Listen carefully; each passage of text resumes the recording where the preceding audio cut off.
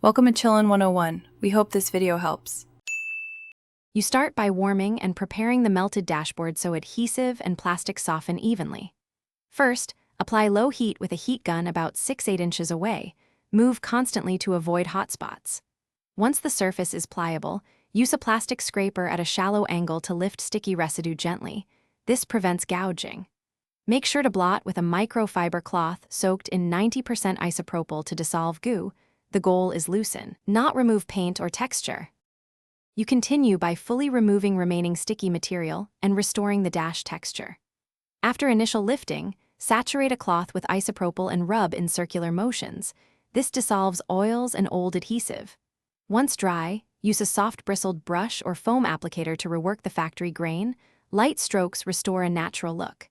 If sections lost color, consider a color-matched dash cleaner/repair product.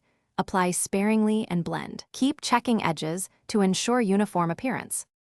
You finish by sealing and addressing persistent issues to protect the repaired area.